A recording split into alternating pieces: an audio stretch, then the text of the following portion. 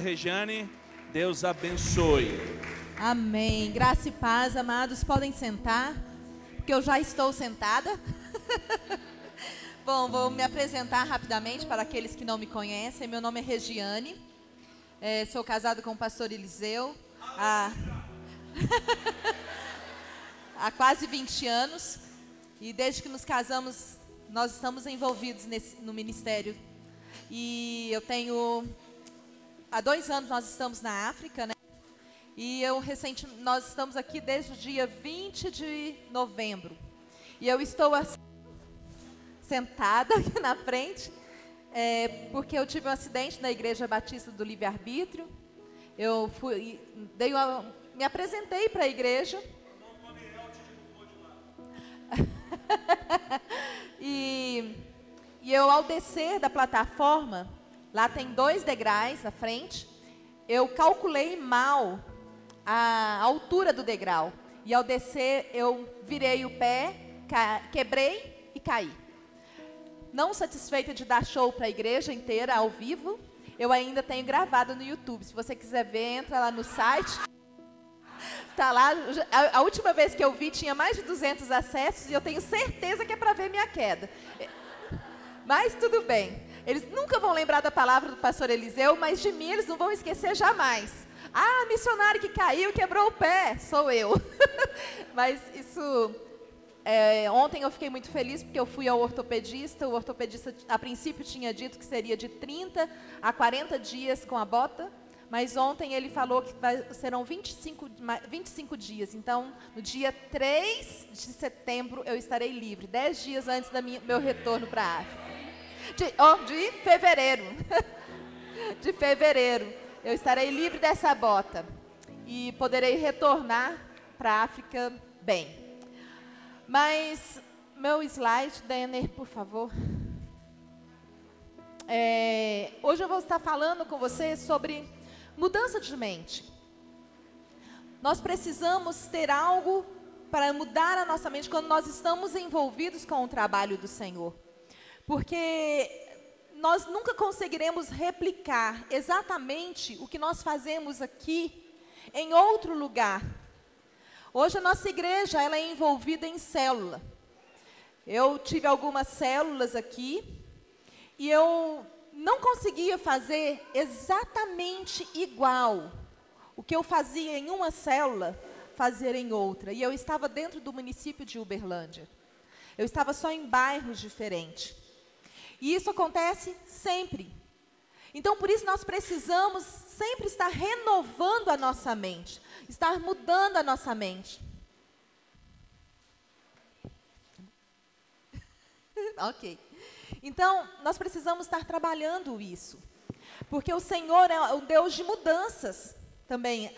Nós estamos ligados a eras e eras está relacionado com mudanças. Então, nós sempre precisamos estar em mudanças. Então, eu gostaria que você abrisse a sua Bíblia no livro de Romanos, no capítulo 2. E nós vamos ler esse versículo. Ele é bem conhecido. Quando eu falei com o pastor Eliseu que eu estaria ministrando nesse versículo, ele falou, você vai ministrar num versículo muito conhecido. Eu falei, pois é, e é nesse versículo muito conhecido que o Senhor falou comigo. E eu creio que falará com os meus irmãos. Amém? Amém. Coloca na NVI para mim, por favor. Não tem NVI? Não, Tem a NVI? Portanto, vocês que julgam os outros... Não, é 2. 12, 2. 12. Não se amoldem ao padrão deste mundo, mas transformem-se pela renovação da sua mente, para que sejam capazes de experimentar e comprovar a boa, agradável e perfeita vontade de Deus. Eu grifei aqui algumas partes, eu coloquei em negrito algumas partes que eu gostaria de que nós vamos pensar nessa tarde. Então eu gostaria que vocês pensem comigo. Não se amoldem. pela renovação da sua mente. Sejam capazes de experimentar o versículo, Denner. A boa, agradável e perfeita vontade de Deus. O nosso Deus, ele é um Deus bom. E ele tem coisas boas para nós. Nós estamos num mundo onde as coisas acontecem, muitas coisas ruins. Mas essas coisas ruins, elas não são da vontade de Deus. Deus sempre tem coisas boas para nós. Mas por que ele tem sempre coisas boas? Porque essa é a vontade de Deus. Essa é a vontade de Deus. Mas para nós experimentarmos essa vontade de Deus, nós precisamos não nos amoldar ao padrão desse mundo, a essa realidade. Mas como nós vamos fazer isso? Primeiro nós precisamos entender o que é amoldar. Quando nós pegamos o significado no dicionário, ele fala, é adaptar ao molde, é modelar, é conformar, é adequar. Nós temos muita facilidade a acomodar, a estar inseridos na realidade que nós vamos estar. Às vezes aquela realidade nos toma e nós nos acomodamos com aquilo. Quando nós nos acomodamos com essa realidade, nós estamos nos amoldando ao padrão deste mundo.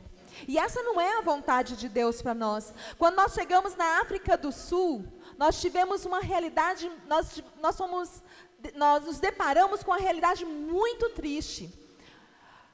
Uma realidade onde nós vemos muitas crianças, as estatísticas são assustadoras.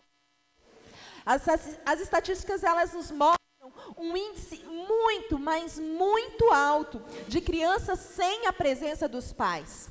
Em especial, a presença do pai. 65% das crianças da África do Sul, elas não têm a presença do pai. E hoje nós temos muitas pesquisas que elas retratam, que elas afirmam que quando uma pessoa cresce sem a presença do pai, ela tem várias deficiências na sua vida. O homem, ele vai ensinar as crianças de uma maneira diferente da mulher. A mulher, geralmente, ela é mais didática. E o homem, ele é mais prático. A criança, ao se desenvolver, ela precisa dessa questão didática, mas também questão prática. E hoje, as nossas crianças, elas estão sem a presença prática, mas muitas das vezes sem a presença didática da mãe. Sem a figura do pai, sem a figura da mãe. O que acontece com essas crianças? O índice de crianças no risco de violência sexual é altíssimo. Essa criança que cresce sem a presença do pai, ela tem um maior índice, ela tem maior chance de ser explorada sexualmente. E nós temos um alto índice de exploração sexual infantil na África do Sul. Mas esse não é só uma estatística, só isso. Nós temos outras. Na África do Sul, nós temos um alto índice de crianças, de alcoolismo. E algo que me assustou muito quando eu cheguei lá, porque aqui no Brasil nós também temos um alto índice de alcoolismo. Mas, na maioria dos casos, nós temos alcoolismo por parte do pai. Na África, as mulheres competem de igual para igual no alcoolismo. Quando eu cheguei, a primeira vez que eu cheguei na comunidade, numa terça-feira, às 9 horas da manhã, eu me deparei com pai e mãe caídos no chão, embriagados. E os filhos à mercê. Mas a maioria das crianças vão para a escola sem o pai mandar, porque é na escola que eles têm alimentação. Então, por causa da comida, eles vão para a escola. Então, as crianças são largadas. Outro índice que nós vemos muito alto na África do Sul é o índice de violência contra a mulher e violência sexual. Há um mês antes de eu vir para a África, a 100 metros do portão da base missionária em que eu moro, uma mulher foi assassinada por violência sexual. E isso, assim, foi assustador. E é algo que não foi um caso apenas. Isso é muito comum na África do Sul, por causa do alcoolismo, por causa das drogas. Lá é um país que é liberado as drogas. Então, nós temos muitas pessoas que, além do álcool, também se envolvem com droga, no caso, com a maconha. Então, isso aumenta a chance do homem se tornar mais violento. E também, com tudo isso, junto, nós temos um alto índice de pobreza e miséria.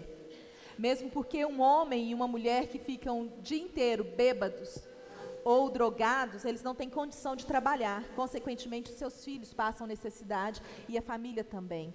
Então, nós estamos debaixo dessa realidade. E quando eu estava procurando algo sobre estatísticas, eu me deparei com um artigo publicado pelo Vaticano News. E esse artigo, eu separei uma parte desse artigo e nós vamos ler esse artigo. Próximo, Denner. Nossa, gente, eu não consigo ler daqui. Misericórdia, eu preciso de óculos novos. Eu já ganhei óculos novos. Eu vou virar daqui, ok? Esse artigo ele foi publicado no mês de setembro de 2020. E ele fala o seguinte: crianças sofrem o abandono, a aflição emocional, a discriminação, o estigma e o isolamento social. É o drama das crianças na África do Sul, que são forçadas a tornarem-se chefes de família. Ou porque são órfãos, ou porque são deixadas sozinhas por ambos os pais, ou porque são filhos de mães solteiras. É o que afirma nas 18 páginas do relatório da Comissão dos Bispos Justiça e Paz, JPC, da Igreja Católica da África do Sul. O nosso pai volta para casa no Natal. Ele compra comida para nós suficiente para 2 semanas. Depois deixa-nos novamente. E morremos de fome durante o resto do ano. Esse é o relato de uma testemunha. Marginalizados. A gente tem que passar para frente, que o microfone não está deixando eu ver a letra. Marginalizados pela sociedade, que não os consideram produtivos pela sociedade, que não, esses menores, continua o documento, são frequentemente depredados pelos seus próprios familiares, que após a morte dos seus pais lhe tiram a herança. E além disso, a Comissão Justiça e Paz salienta como as crianças chefes de família apresentam sintomas de autocomiseração e baixa autoestima, tanto que são convencidas de que merecem a indiferença da sociedade. Irmãos, essa é a realidade das nossas crianças lá. Eles são colocados como chefes de família, porque quando eles levantam de manhã para ir para a escola, eles veem o pai e a mãe embriagados, caídos no chão. Eles têm irmãos menores, ele tem que tomar atitude, o irmão tem que levantar, tem que ir para a escola. Ele arruma o irmãozinho do jeito que ele acha que é, ou seja, coloca uma blusa, muitas das vezes sem chinelo, sem tênis, e manda para a escola do jeito que está. Eles assumem um padrão, porque eles têm que sobreviverem. Mas, mesmo assim, eles são marginalizados pela sociedade. Eles são deixados ali, a sociedade olha eles na rua, jogados, pensam que eles são moradores de rua, ou pivetes, aqui nós falaríamos como pivetes. Eles são marginalizados, e quando eles são órfãos, a própria família que acolhe esses órfãos, eles depredam eles, tiram o que eles têm direito. Se eles têm direito a uma aposentadoria para se sustentar, aquela pessoa que está acolhendo toma isso deles. E muitas das vezes não repassa nada para eles, nem a quantidade mínima que eles precisam. Essa é a realidade da África. E o que mais me deixa frustrada, indignada, é que isso é inserido na cabeça deles, que eles eles não merecem a serem reconhecidos. Eles têm um senso tão baixo de autoestima que qualquer coisa, o mínimo que você oferece para eles, eles ficam satisfeitos. E o mínimo que eu falo é uma atenção, é um carinho. Um dia eu sentei, nós estávamos ministrando num local, eu sentei e chegou um menininho. Ele é extremamente agitado, muito inquieto. E ele eu sentei com as mãos assim, ele sentou do meu lado, foi colocando a cabeça no meu colo. Quando eu olhei, ele estava com a cabeça no meu colo. Eu só cutuquei o Eliseu e mostrei para ele. E quando eu penso que não, ele foi colocando a cabeça debaixo da minha mão, para que eu pudesse acariciá-lo. Se você olhar agora na minha bolsa, eu tenho um pacote de lenço umedecido. Eu criei hábito de andar com lenço umedecido. Porque eu chego na comunidade, aquelas crianças tudo suja, nariz escorrendo, sujeira mesmo. Eu pego o lenço umedecido, limpo os meninos, limpo as mãozinhas deles para a gente começar a ministrar. Porque isso é normal para eles, porque eles não têm pai e mãe para cuidar deles. Essa é a realidade da África. Mas o mais natural é porque eu vejo que muitas pessoas se acomodaram com essa realidade, se conformaram com isso. E elas estão ali fazendo coisas que não mudam a realidade daquele povo. Para isso, próximo, Denner, a Bíblia fala que nós não podemos nos acomodar com os padrões desse mundo. Mas para não nos acomodarmos com o padrão deste mundo, nós precisamos renovar a nossa mente. E isso é conhecido como metanoia, que o significado de metanoia é mudança essencial de pensamento ou caráter e transformação espiritual. Não tem como você ter metanoia na sua vida só com uma coisa ou só com outra. Você precisa ter uma mudança essencial de pensamento e caráter e também a transformação espiritual. Eu creio que por causa disso, Deus colocou no nosso coração o nosso projeto, Benjamin's House School of Life. Que significa Casa de Benjamim, Escola da Vida. Hoje nós trabalhamos com 27 crianças, e com 27 crianças nesse projeto, em classes de violão, classes de artes e classe de jardinagem. E trabalhamos também com outras crianças num projeto que já existia. Nós atendemos 120 crianças ministrando a palavra do Senhor para essas crianças. Porque nós entendemos que eles precisam ter a oportunidade de receber coisas novas. Então, mudança essencial, hoje eu quero trabalhar esses dois significados com você. Mudança essencial de mente, de pensamento ou caráter e transformação espiritual. A mudança essencial nos levou a trabalhar com a Casa de Benjamim, com ensinar novos conceitos, ensinar novas técnicas, novas habilidades para essas crianças, para que eles possam ter uma condição de olhar o futuro com outros olhos.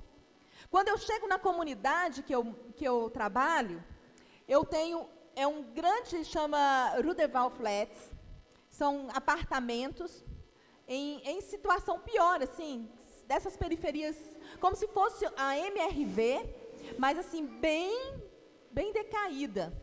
Prédios que não têm uma estrutura tão bela e tão reforçada, mas você pensa essa estrutura da MRV de 30 anos atrás, onde moram pessoas que não têm cuidado, porque eles pagam ali uma condição mínima, eles pagam 90 rendes por mês, isso dá R$30 por mês para morar ali.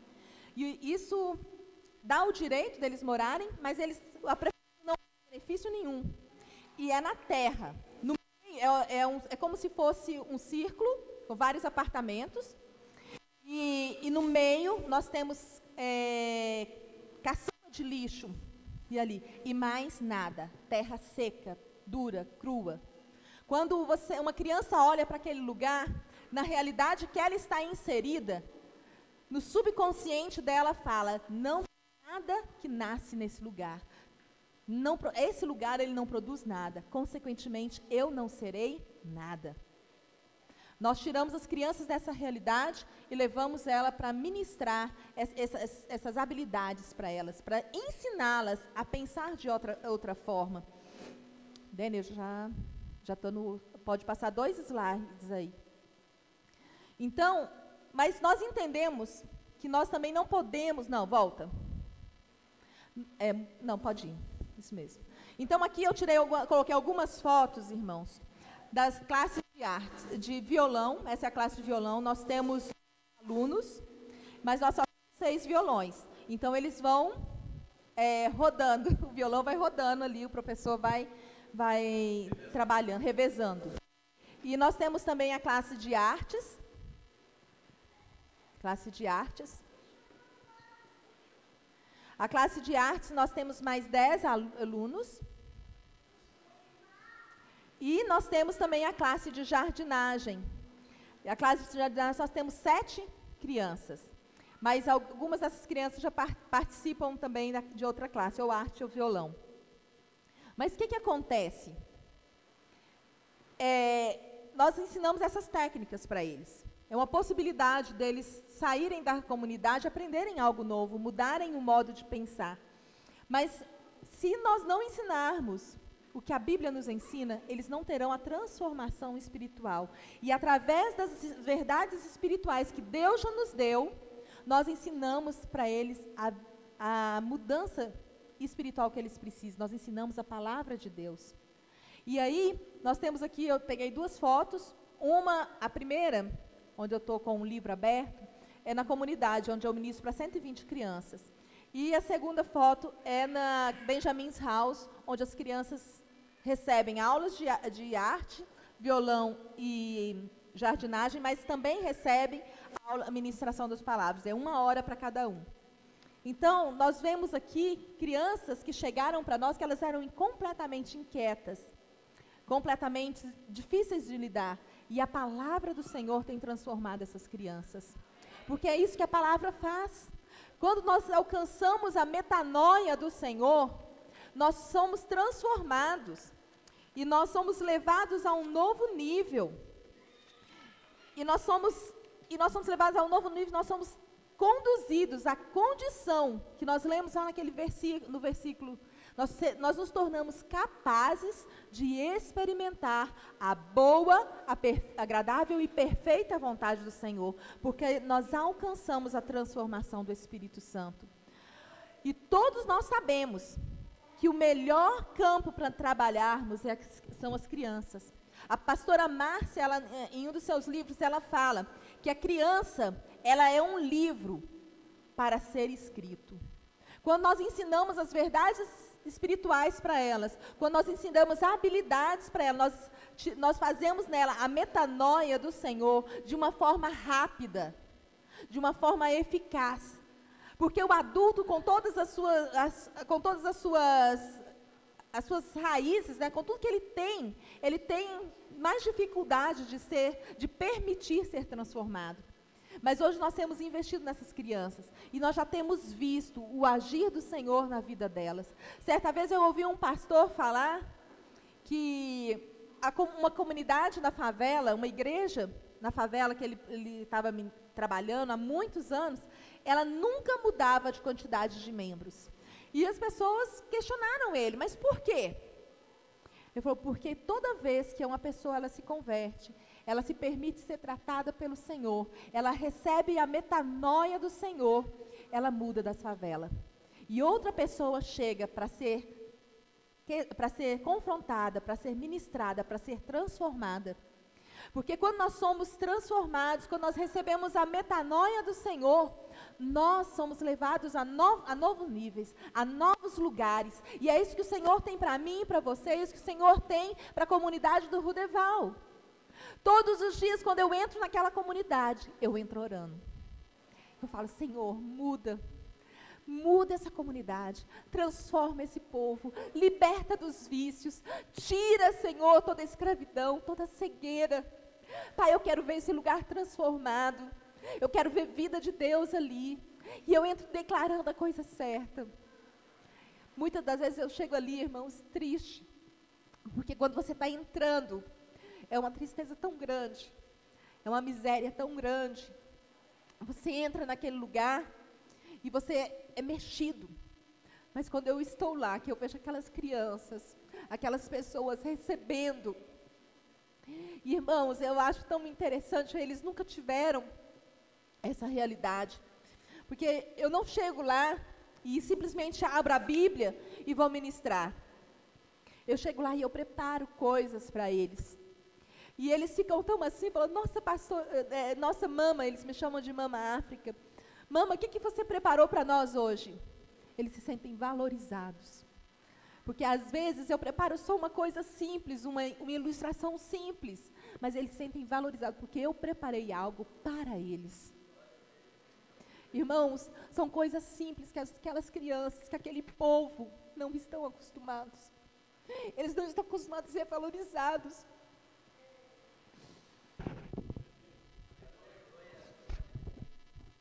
Mas o Senhor nos colocou ali para demonstrar que eles são filhos amados. E às vezes nós ficamos parados. Nós não fazemos aquilo que o Senhor tem. Ontem nós vimos naquele vídeo que nós seremos cobrados, não por aquilo que nós fazemos, mas pelo chamado que nós temos. O Senhor me chamou para ir às nações, desde que eu casei. Antes de eu casar, nós já sabíamos que nós iríamos para missões. Foram 17 anos, esperando o momento certo. E quando nós, há 24 anos agora, antes de eu conhecer o Eliseu foi para a África, foi para Angola, passou um mês lá. E ele ficou muito frustrado, porque Deus mandou ele voltar. Deus mandou ele voltar e se tornar útil aqui. E ele ficou muito frustrado com o Senhor. Mas, quando nós estávamos aqui na Edificar, quando nós estávamos exercendo o nosso melhor tempo aqui da Edificar, nós estávamos como pastores de rede, nós estávamos com 4 discipulados, nós estávamos com uma rede bem grande, frutífera.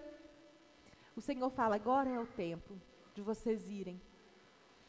E aí nós precisamos ter também a metanoia.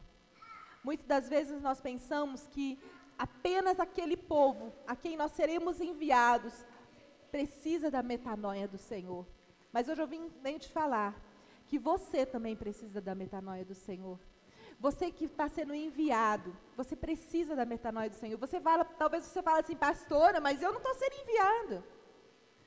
Todos nós temos um chamado. Como ontem o pastor falou, seja em Jerusalém, Judéia, Samaria ou nos confins da terra. Todos nós temos um chamado. Deus tem te enviado para algum lugar. Seja ele para a sua escola, adolescentes, seja ele para o seu trabalho, seja ele para o seu bairro, para a sua célula, para a sua igreja local, seja ele para Uberlândia, ou qualquer outra cidade de Minas Gerais, ou outro estado, ou Brasil, ou o exterior. Você também precisa de uma metanoia, porque, como eu disse no início, você não vai conseguir colocar em prática exatamente da mesma maneira o que você faz aqui, em outro lugar. Por isso você precisa estar com a sua mente transformada para receber a direção do Senhor. Para que você possa receber aquilo que o Senhor tem para você, para aquele lugar. Porque hoje eu moro numa região, irmãos, são 11 idiomas oficiais e 9 dialetos. Se eu mudo de bairro, eu mudo de língua, eu não estou exagerando. Então, o que se aplica a uma comunidade color, ela não se aplica a uma comunidade negra, e ela não se aplica a uma comunidade branca. Deus tem nos dado estratégia, nós temos alcançado o coração de gente dos colors, nós temos alcançado o coração dos negros, e nós temos alcançado o coração de brancos, mas de estratégias diferentes, de modos diferentes. Mas para isso nós precisamos abrir o nosso coração, para isso nós precisamos abrir a nossa mente, para que o Senhor nos dê a direção correta de como agir em cada lugar. Então, todos nós precisamos da metanoia do Senhor. Aonde o Senhor tem te colocado, você precisa abrir a sua mente, para você ter a renovação necessária, para você experimentar a boa, a agradável e a perfeita vontade do Senhor. Então, irmãos, hoje eu quero te fazer um convite. O meu convite hoje é para que você abra o seu coração, para que você abra a sua mente, para que você não se amolde ao padrão deste mundo, para que você não se conforme com a realidade que você está inserido. O Senhor tem coisas boas para você, o Senhor tem coisas grandes para você, mas você não pode se amoldar aos padrões deste mundo. Você tem que renovar a sua mente, você tem que se abrir para o Senhor. E hoje eu quero te convidar a fechar os seus olhos, para que você possa se abrir ao Senhor. Comece a falar com o Senhor: Senhor, o que o Senhor tem para mim? O que eu preciso mudar? O que eu preciso transformar? Qual a direção que o Senhor tem para mim? Eu preciso da metanoia do Senhor. Comece a falar com o Senhor agora. Comece a questionar ao Senhor. Comece a abrir o seu coração. Porque o Senhor, Ele tem planos, Ele tem propósito para você. Ele tem coisas grandes para você, mas você precisa abrir mão, você precisa renunciar o seu eu, o seu ego, os seus interesses, você precisa se submeter à vontade do Senhor. Comece a falar com o Senhor agora, comece a se posicionar diante do Senhor, comece a clamar, comece a dizer ao Senhor que eu quero cumprir o seu propósito, eis-me aqui. Eu quero colocar a minha vida diante do Senhor, eu quero me render diante do Senhor, eu quero ser um instrumento nas tuas mãos, Senhor, seja onde for, seja com que povo for, eu quero ter os olhos do Senhor, eu quero ter as mãos do Senhor, eu quero ter os pés do Senhor. Ó Pai, nesse momento, ó Deus, eu oro pelos meus irmãos. Ó Pai, eu oro para que o Senhor esteja agindo no coração deles. Ó Pai, que o Senhor esteja transformando a mente deles, ó Deus, para que o Senhor esteja renovando a mente deles, para que eles possam, ó Deus, experimentar a boa, a agradável, a perfeita vontade do Senhor.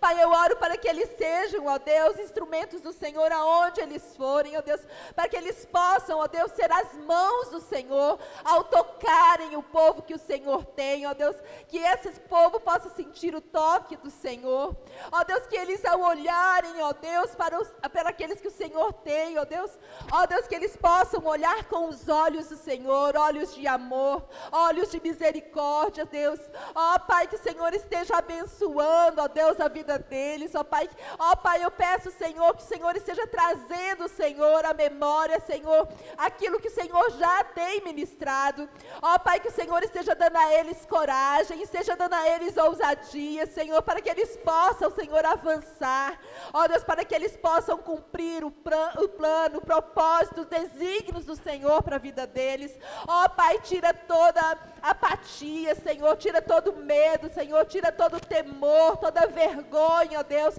tira, Senhor, toda a timidez, ó Pai, possam, ó Deus, cumprir, ó Deus, os planos excelentes do Senhor, para que eles possam, ó Deus, experimentar a boa, a e perfeita vontade do Senhor nessa terra, para que quando nós chegarmos na eternidade, ó Deus, nós possamos, ó Deus, desfrutar dos amados irmãos que nós ministramos, ó Deus, para que nós possamos ver, ó Deus, as pedras preciosas, as pedras vivas, ó Deus, que nós recolhemos para o Senhor, ó Deus, ó Pai, em nome de Jesus, ó Deus, em nome de Jesus, Pai, abençoe cada irmão aqui, Senhor. Ó Deus, que o Senhor esteja transformando, Senhor, cada um deles, ó Deus, abrindo os olhos, abrindo o coração, ó Deus, para todos os planos e propósitos do Senhor, Deus. Ó Deus, muito obrigada, Senhor. Obrigada por esse tempo, Senhor. Obrigada, Senhor, pela vida de cada um que está aqui presente, Deus. Em nome de Jesus, Pai. Amém, Deus. Amém, Pai. Amém. Amém, Pai.